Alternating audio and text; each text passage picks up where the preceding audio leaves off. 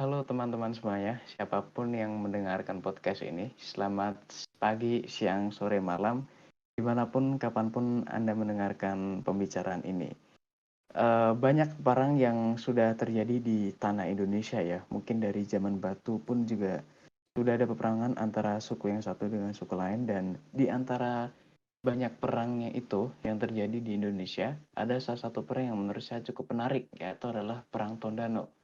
Perang Tondano adalah perang yang berlangsung antara suku Minahasa dengan pemerintah kolonial Belanda yang terjadi dua kali. Pertama itu adalah Perang Tondano yang terjadi pada tahun 1661 sampai 1664, dan Perang Tondano kedua yang terjadi pada tahun 1808 dan 1809 yang berlangsung di Walak Tondano atau sekarang bernama Tondano di Sulawesi Utara.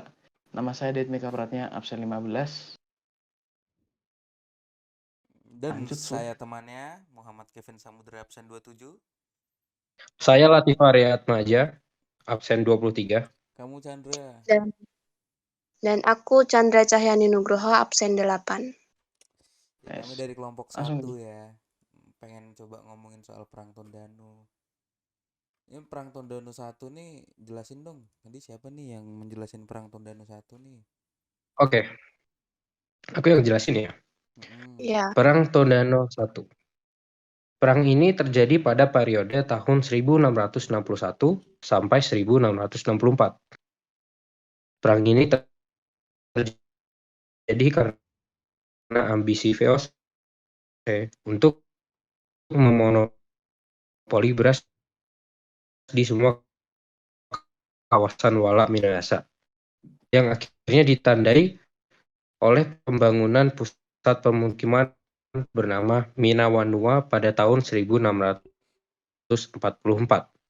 Peperangan ini dimulai pada tanggal 1 Juni 1661 dengan beranggotakan 1.400 pasukan yang juga diikuti oleh para perempuan Minahasa. Perang ini berlangsung di atas perairan dan rawa. Perang juga dilengkapi oleh meriam-meriam di atasnya. Pasukan Tondano ini juga memiliki rakit-rakit berukuran besar sebagai transportasi dalam peperangan. Banyak korban dari kedua belah pihak ini. Perang ini terjadi selama peperangan Wongkang, Garungan, Palwan, dan lain-lain. Selain diperangi dengan beberapa pasukan, VOC ini juga melakukan taktik perang berupa pembendungan sungai Temberan, sehingga dampak dari pembendungan ini Minawanua. Namun rakyat Minawanua ini melawan usaha pembendungan ini dengan cara membangun tempat tinggalnya menjadi rumah apung di sekitar Danau Tondano. Suatu hari, upaya untuk menekan Tondano agar menghentikan perang dan menjadikan mereka sebagai pihak yang kalah, pihak VOC mengirim sebuah ekspedisi dipimpin oleh Simon Kos. Simon Kos ditemani oleh beberapa pemimpin wilayah Minahasa yang ikut membelot mengunjungi beberapa wala untuk mencari bantuan sekaligus membawa kora-kora hingga ke wilayah pembentengan Tondano. Sesampainya di Tondano, pihak VOC ini menyampaikan 3 ultimatum. Ultimatum pertama, memerintahkan warga Tondano untuk memindahkan tempat tinggal mereka dari wilayah raya ke daratan. Yang kedua, menyerahkan para pemimpin-pemimpin rakyat kepada VOC. Yang ketiga, mengganti rugi semua kerugian yang terjadi selama perang, sekaligus pasokan beras yang berkurang akibat perang yang terjadi. Namun pihak Tondano tidak menerima ultimatum ini. Mereka kembali mengorbankan semangat perang dengan kekalahan Kos yang mundur ke Manado. Pada tahun 1663, warga Tondano melakukan serangan balasan yang dipandu oleh pendeta Yesuit dari Spanyol, yaitu Peter de Miedes. Peter yang Spanyol 2 Juni 1663, pihak Spanyol kembali ke Manila. Mundurnya Spanyol ini membuat Tondano semakin melemah. Dengan menumpuknya beras, pihak Tondano akhirnya menuruti ultimatum yang diberikan oleh VOC dengan memindahkan kampung mereka yang berada di atas air ke tempat yang sudah ditentukan oleh Belanda. Selesai. Wah, ngeri. Jadi Tif itu perempuan juga ikut perang, Tif. Oh iya dong, pasti. Padahal pada zaman itu ya perang wanita tuh masih belum ada zaman-zamannya emansipasi wanita gitu ya pada saat itu ya. Oh iya. Ini permasalahannya sudah tempat tinggal. Iya sih, bener sih. Jadi mereka Tidak jangan ikut perang ya bisa gitu ya. seperti itu. Hmm. Sekarang pihak perang Tondano kedua, silahkan. Ya, perang Tondano 2 ini siapa nih yang mau, jadi ada di perang Tondano 2 ini ada perjanjian gitu. Ada penyebab-penyebab perangnya. Biasanya penyebab perang ini tuh dari perjanjiannya itu ada dua perjanjian itu, ada Verbond sama Verdrak gitu. Nah, yang mau jelasin Verbond nih temen saya nih, namanya Chandra. Jelasin Chan gimana perang Verbond itu. Oke, di sini aku mau jelasin nih tentang Perang Tondano II, yaitu penyebab perang dari Verbond 16 Januari 1679. Nah, asal-usul penyebab perang ini tuh bermula dari sebuah perjanjian antara para ukung Minahasa dan Belanda. Nah, perjanjian ini tuh disebut dengan Perjanjian Verbond pada tanggal 10 Januari 1679, tepatnya di Benteng Amsterdam. Nah, perjanjian ini tuh mengandung beberapa poin yang akan disetujui oleh beberapa perwakilan ukung Minahasa. Salah satu contohnya adalah seperti ukung dari Walak Ares. Dan masih banyak lagi tuh dari perwakilan-perwakilan dari beberapa daerah lainnya. Nah, pada saat perjanjian ini berlangsung tuh ada 3 orang yang bertugas sebagai juru bicara. Seperti Ukung Maundi, Pacat Supit Sahyeri, dan Pedro Ratchi. Dan ada juga tuh dari pihak Belanda yaitu Robert Paartbroek yang mewakili Rudolf van Gonnes. Maaf ya kalau misalkan aku salah pengucapannya ya. Yang kemudian ada serta Dewan Hindia yang mewakili Netherlands, Coach Rothschild Oost-Indies dengan Bastian Sawaji selaku penerjemah. Nah, perjanjian ini diketahui hanya dibuat sebanyak 1 salinan naskah dan menurut Dr. E.C. Code-Molsbrechen dalam bukunya, naskah perjanjian ini hilang saat proses penerjemahan oleh pihak Minahasa. Nah, namun Bert Supit ini tidak menerima alasan hilangnya naskah ini sulit diterima karena para ukung saat itu tidak mampu menulis dalam bahasa dengan huruf Latin yang juga diperkuat dengan bentuk. Alasan hilangnya naskah ini sulit diterima karena para ukung saat itu tidak mampu menulis dan berbahasa dengan huruf Latin yang juga diperkuat dengan bentuk tanda tangan para ukung yang hanya berbentuk coretan. Nah, lagi pula berdasarkan perjanjian-perjanjian yang dilakukan sebelumnya atau kebiasaan yang dimiliki oleh Minahasa, mereka tidak terlalu memperdulikan tentang keberadaan suatu naskah. Fakta ini juga diperkuat dengan pernyataan Molsbrechen pada buku yang sama bahwa pihak VOC tidak terlalu memperdulikan perjanjian wilayah-wilayah kecil seperti wilayah Minahasa dan hanya memperdulikan hubungan antar kerajaan-kerajaan seperti Kesultanan Tidore dan Ternate. Maka dari itu, Supit menyimpulkan bahwa naskah ini hilang dalam penyimpanan VOC. Nah, perang pertama dimulai pada tahun 1681, dikarenakan munculnya kesempatan masyarakat Tondano untuk menyerang VOC. Nah, di tengah kerusuhan ini yang terjadi di Ternate, yang dilawan oleh VOC dengan mengirimkan kora-kora kembali ke Danau Tondano. Serangan ini kemudian berlangsung sengit, sehingga pada tahun 1682 Pihak VOC mencari alasan lain dengan meminta bantuan kepada pemimpin Wala di Dore, yang kemudian mengirimkan puluhan pasukan serta 70 orang dari Watervalvoken untuk menyerang Tondano. Nah, sembari menunggu bantuan datang, pihak VOC telah membendung kembali Sungai Tembeneran untuk membanjiri tempat tinggal para warga Tondano yang berakhir dengan kekalahan di pihak. Itulah tadi Verbon 16 Januari 1679. Wah, keren. Oh, licik juga ya ternyata VOC ya. Licik banget.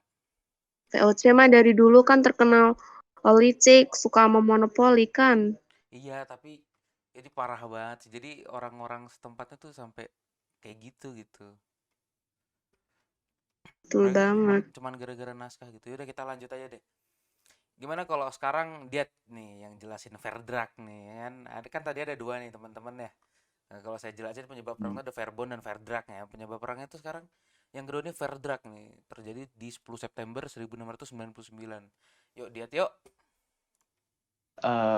Perjanjian berikutnya adalah Verdrag ya, si 10 September 1659.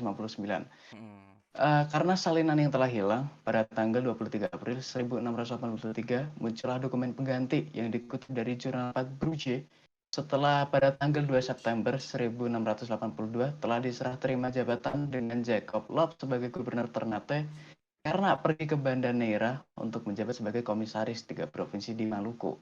Namun, sebelum dokumen ini diumumkan, pasal 1 dari kutipan ini telah diumumkan ya, telah di-spoiler lah gampangnya.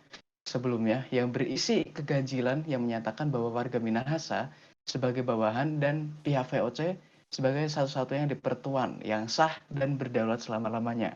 Yang dinilai sebagai upaya untuk menerapkan domain verklaring. Domain verklaring itu hukum yang menyatakan bahwa suatu tanah tidak memiliki surat keterangan kepemilikan, maka surat itu akan jadi milik negara. Tentu pernyataan pasal 1 ini yang juga disampaikan pada Verdrag 10 September 1699 yang direncanakan menjadi pengganti dari Verbon mengundang kecurigaan atas ketidakjujuran Belanda atas ketidaksesuaian isi dalam perjanjian ini. Ketidaksesuaian isi perjanjian ini juga diperkuat dengan pernyataan bahwa naskah serah terima jabatan yang dilakukan oleh Jacob Clazoon kepada David van Veterson bahwa orang Minahasa bukan merupakan bawahan atau daerah taklukan, melainkan melakukan perjanjian persahabatan dengan pihak VOC yang mereka lakukan dengan Pak Brugge. Pernyataan dari Johann Gerhard Friedrich Riedel juga memperkuat bahwa warga Minahasa tidak akan pernah menerima seseorang di atas kekuasaan mereka jika bukan bagian dari suku Minahasa sendiri. Lagi pula, bila isi pasal ini merupakan hasil kemufakatan, harusnya warga Minahasa menerima perubahan pada tanggal 10 September 1699 dan tidak bersikukuh dengan hanya mengikuti isi perjanjian Verbon yang terus-menerus dilakukan sehingga pemerintah gubernur Ternate yaitu Jacob Schunderwoord yang memerintah pada tahun 1765 dan Paulus Jacob Blackenier yang memerintah pada tahun 1778.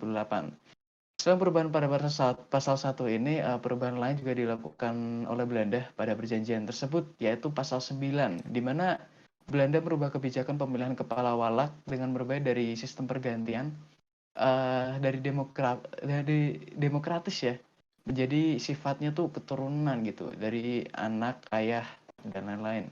Perjanjian ini juga meminta penghapusan terhadap sistem penghukuman pengganti pelaku pidana, yaitu sebuah sistem pergantian pelaku pidana dengan orang lain yang berasal dari entah keluarga, saudara, atau satu walak, serta sebuah tata cara penghukuman yang bernama tok-tokan, pembincangan secara halus. Jadi tok-tokan ini dari yang saya baca di Google enggak jauh beda dengan hukum pemenggalan. Jadi bisa dibilang tok-tokan ini kasarnya ya hukum pemenggalan lah.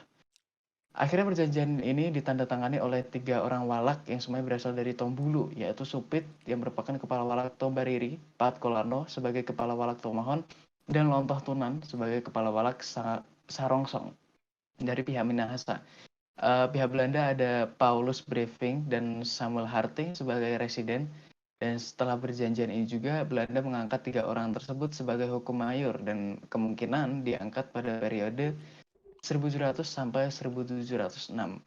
Menurut Bersupit, Supit merupakan orang pertama yang dipecat dari gelar ini pada tanggal 10 Januari 1711, yang kemudian diikuti oleh Lontotunan pada tanggal 12 Januari 1712.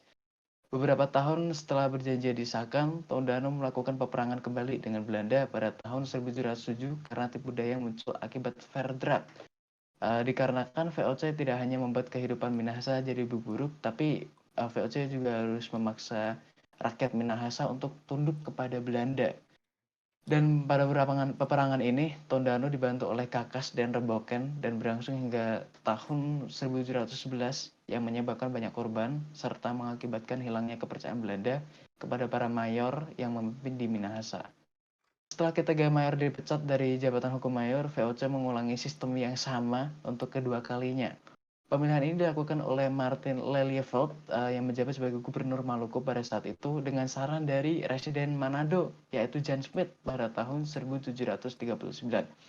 Lelieveld ini memilih Tololi Supit yang merupakan anak dari Pacat Supit tadi, yang pada saat itu menjabat sebagai kepala Walak Ares. Kali ini Belanda memilih Tololi Supit pada tanggal 27 Agustus 1740 di Fort Amsterdam. Tololiu merupakan walak aris yang cukup disegani di kalangan masyarakat. Tapi sama seperti sebelumnya, jabatannya ini nggak terlalu berpengaruh terhadap walak-walak Minahasa yang lainnya. Dan pada akhirnya meskipun posisi Tololiu ini selalu dibela oleh Residen Manado, yaitu Johannes Pauwen agar nggak dicopot, Tololiu Supit pun ini tetap dipecat di tanggal 30 Juli 1743. Karena taktik pengangkatan jabatan ini yang nggak berhasil, maka VOC melakukan perubahan taktik ya untuk meningkatkan perdagangan beras yang dilakukan selama ini. Mereka mulai memberikan fasilitas kepada kepala-kepala walak Minahasa yang menjabat sebagai serta mendorong para kepala-kepala walak ini untuk menguasai wilayah-wilayah sengketa antara walak untuk memperbesar daerah produksi beras. VOC memanfaatkan kelemahan walak ini karena mereka tahu bahwa bagi para walak, luas wilayah kekuasaan berbanding lurus dengan kehormatan dan kebesaran kepala walak. Jadi kayak semakin luas wilayah kekuasaannya, kehormatan dan kebesaran kepala walak, kekuasaannya pun juga semakin besar, semakin tinggi itu. Taktik ini berhasil menimbulkan beberapa konflik di Tondano, seperti konflik antara Tonsea dengan Tondano, Tonsea dengan Tomohon, Tomohon, Koka, Sawangan dengan Ares, Kelabat, dan Tibungen, Lota dan Tateli dengan Bantik, Walak sekitar Fort Amsterdam dengan Tonsea, Kakaskasen dengan Bantik, Langowan, dan Tompaso dengan Pasan dan Ratahan. Jadi banyak yang terjadi ya karena hal ini. Dan karena konflik yang terus berlangsung juga, VOC harus berusaha mendamaikan salah satu konflik ini. Usaha perdamaian ini dilaporkan dari sebuah laporan oleh J.D. Scherstein pada tanggal 8 Oktober 1789 yang mendamaikan Bantik dengan Tombuluh atau Tateli yang dikenal dengan nama Perang Tateli, serta kelompok Tolor dan kelompok Tonsawang. Pada perdamaian ini juga nama Minahasa muncul pertama kalinya dari kata Minahasa sebagai kata yang dipakai oleh Landrat. Karena keberhasilan Scherstein dalam meredakan konflik yang terjadi di Minahasa ini, dia melakukan musyawarah kembali pada tanggal 28 Juli 1790 di Fort Amsterdam. Namun usahanya digagalkan oleh Pangalila selaku kepala walak Tondano serta Ukung Sumondak dan kepala walak lainnya karena mereka hanya menyetujui perjanjian Verbon di tanggal 10 Januari 1679 sebagai satu-satunya perjanjian yang disetujui. Berkat pemberontakan ini, Scherstein melancarkan rencana untuk menangkap Pangalila dan teman-temannya sehingga perjanjian pada tanggal 5 Agustus 1790 berhasil. Mereka atau Pangalila dengan teman-temannya berhasil ditangkap dan Pangalila mati di sel tahanan. Jangan teman-teman Pangalila ini dibawa keluar daerah dengan kapal Bellona. Menurut Taulu, dalam buku Sejarah Perlawanan Terhadap Imperialisme Kolonialisme Sulawesi Utara, Pangalila ditangkap oleh Puluwang karena terlambat mengumpulkan beras ke Puluwang sebelum diserahkan kepada kepala Balak Tonsea.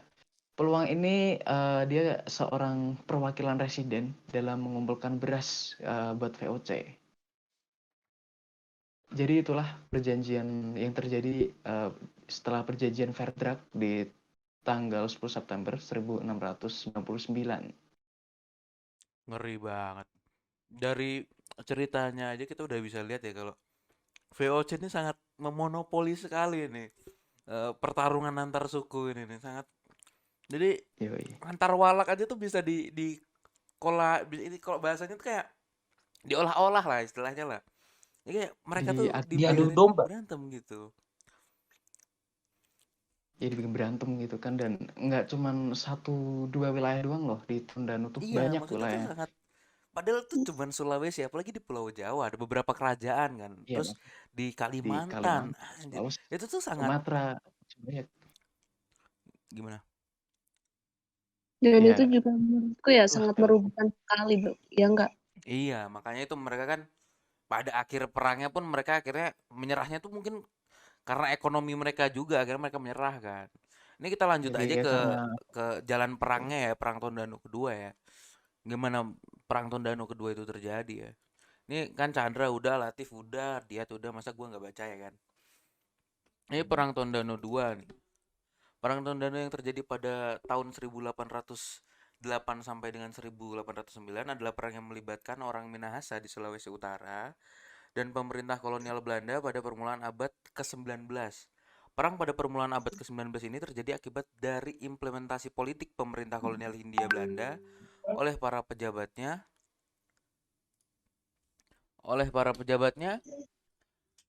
di Minahasa, terutama upaya mobilisasi pemuda untuk dilatih menjadi tentara. Ini menurut Taufik Abdullah dan Abel Lapian. Perang Tondano II sudah terjadi ketika memasuki abad ke-19, yakni pada masa pemerintahan kolonial Belanda. Perang ini dilatar belakangi oleh kebijakan Gubernur Jenderal Daendels. Daendels yang mendapatkan mandat untuk memerangi Inggris memerlukan pasukan dalam jumlah besar. Karena pada waktu itu Inggris sangat kuat gitu. Untuk menambah jumlah pasukan maka direkrut pasukan dari kalangan pribumi. Mereka yang dianggap memiliki keberanian adalah orang-orang Madura, Dayak, Minahasa. Memang orang-orang yang kuat-kuat lah gitu.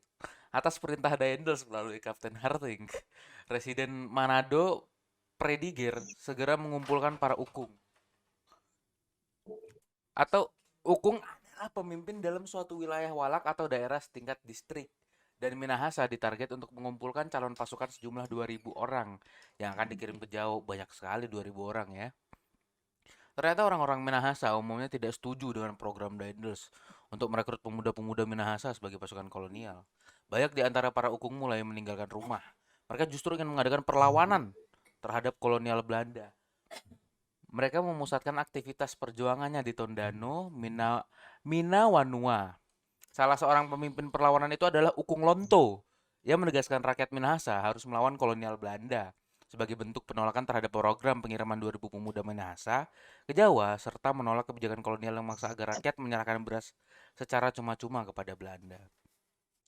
Gila, itu beras aja dikirim ke cuma-cuma itu kayak lu kerja tapi nggak dikasih uang gitu bro.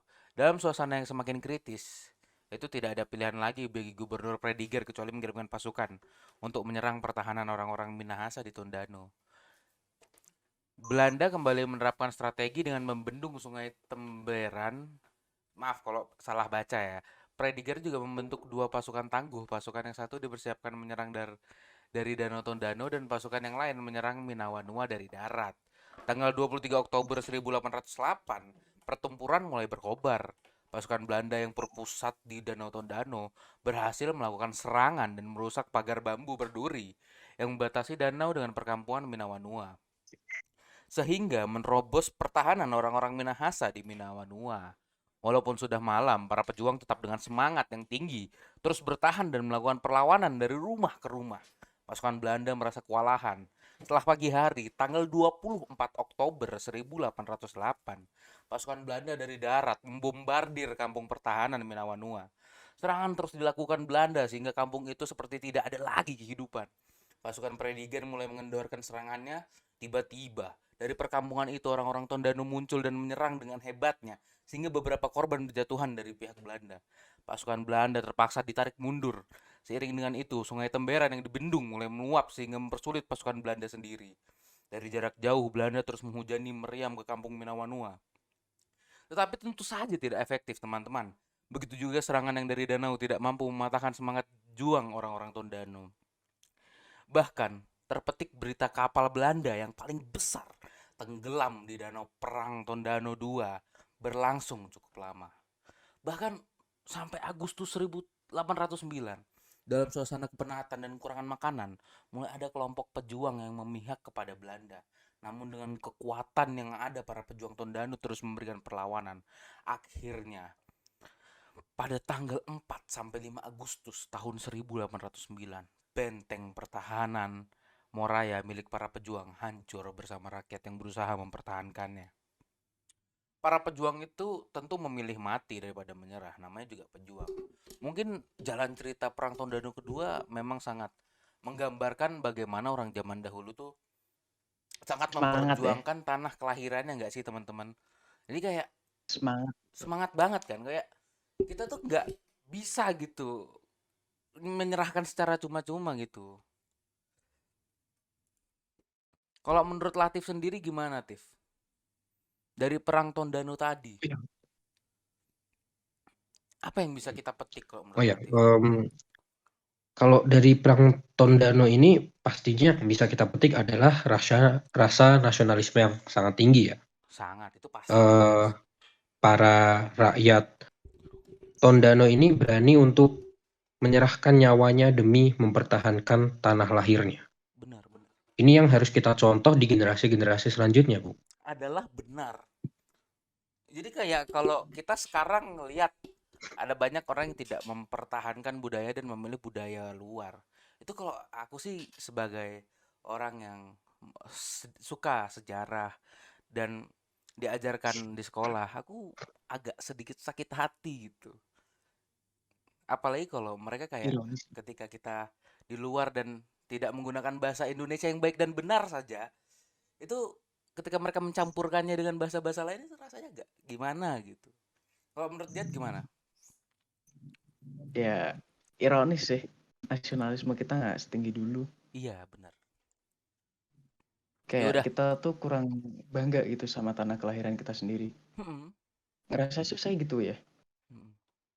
Bener sekali tuh, kalau sekarang aja kita lihat banyak tuh budaya-budaya luar yang masuk ke Indonesia tanpa disaring dulu, dan akibatnya kan budaya Indonesia tercampur tuh sama budaya luar juga kan. Benar. Jadi yang bisa kita contoh adalah sebenarnya tuh nasionalisme yang tinggi dan sangat eh, apa ya bilangnya, menjaga budayanya sendiri gitu. Dari Perang Tondano ini kita sangat bisa melihat bagaimana orang-orang zaman dulu kita tuh sangat menyayangi tanahnya sendiri. Sampai ia tidak rela mengirim 2.000 orang atau 2.500 orang ke tanah orang lain gitu. Ya udah mungkin Sampai mereka juga lebih milih mati ya daripada mm, menyerah mm. sama Belanda. Itu keren banget gak sih ya? Maksudnya buat orang yang lebih milih meninggalkan nyawanya gitu loh daripada lo kayak hidup terus gitu loh. Iya, makanya. Itu keren banget sih. Udah kayak di film-film lah. Iya. Kita tutup Tapi aja, Bro. taktik dari VOC ini juga bagus juga ya. Mereka Iya, Billy. bisa membendung Sungai Temberan, mengadu domba, dan menyerang pemukiman ini dari arah air dan daratan. Taktiknya Ini sebenarnya udah sungguh cerdik bagus, juga. Bro. Kalau menurut gue, Bro ya. Sangat sungguh di luar nalar. Di luar nalar. Itu udah bagus, Bro. Cuman kalau kita lihat ya dari pemahaman lapangan lebih bagus, lebih pintar orang Tondano karena mereka udah hidup bertahun-tahun, bergenerasi di situ. Mungkin jadi kayak mereka tuh di lapangan tuh lebih jago orang Tondano daripada tentara-tentara VOC pada saat itu gitu. Oh iya, karena tentara VOC belum terbiasa. Iya, benar. Apalagi belum ada kerjasama kan. Ya, belum ada kesatuan juga. Ya udah bagus. Cuman kalau kita lihat dari sisi Tondanonya, Akhirnya mereka kalah karena apa? Ekonomi, karena mereka nggak bisa berdagang, terus Salah, perang gitu kan. karena dipecah belah cuy. Iya, kalahnya tuh balik lagi, ya Divide et Impera lagi. Ya nggak ya?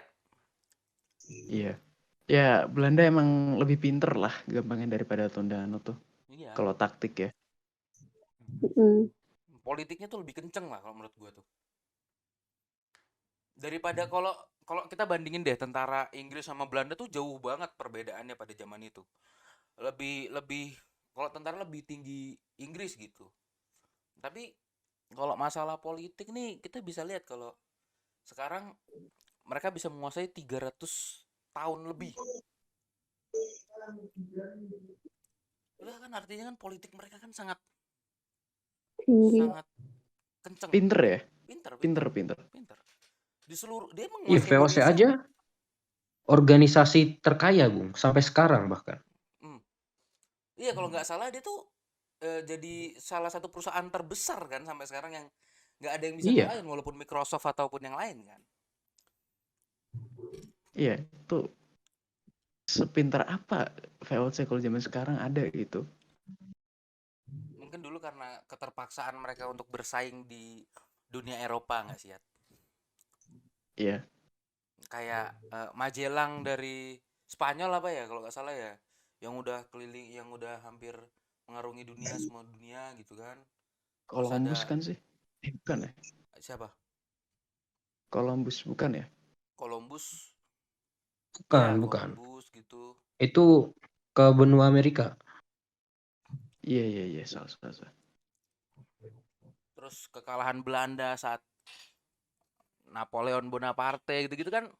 Itu mungkin dari situ kita mungkin mereka tuh sangat butuh banyak sumber daya gitu. Jadi ya mereka terus bersaing. Akhirnya banyak orang-orang pinter dari keterpaksaan kan. Ada orang yang bilang kayak orang orang yang kuat terlahir dari masa yang susah. Orang kuat tuh buat masa yang tenang. Masa yang tenang terlahir orang yang lemah. Orang lemah membuat masa yang susah gitu kan. Terus gitu kan. Iya. Ya, orang Tondano juga gitu. Dia lahir dari keadaan yang susah ya. Tapi dia masih bisa bertahan gitu sama serangan-serangan dari VOC. Itu menurut saya juga bagus sih. Perlulah dibicarain. Maksudku tuh kayak kalian bayangin gak sih mereka masih pakai panah, tombak, tapi bisa bertahan setahun gitu ya. loh, ngelawan senapan gitu. Iya benar. Teknologi yang lebih maju daripada VOC teknologi lebih mereka maju sendiri. gitu. Tapi sih kalau aku yang masih sedih sih melihat cerita-cerita perang di Indonesia ini, pasti ada adu dombanya. Kayak kenapa kita harus melawan darah kita sendiri gitu? Kenapa kita nggak bersatu dari awal? Itu sungguh ironis sekali, menyedihkan. Sampai sekarang pun masih ada yang seperti itu. Ya, sayang banget sih. Dari dulu itu ada kayak gitu, dari dulu sampai sekarang. Sekarang pun ada adu domba. Kayak makan daging saudaranya sendiri nggak sih? Iya, bener. Dan akhir perangnya pun juga tetap Minahasa kalah kan? Iya betul. Kalah sama Belanda. Jadi mau gimana? Sedih sih.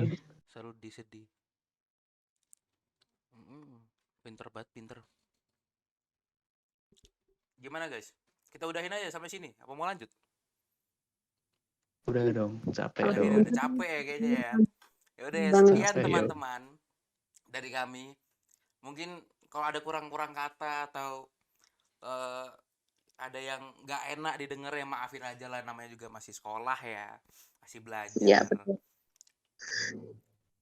Ya sekian dari kami kelompok 1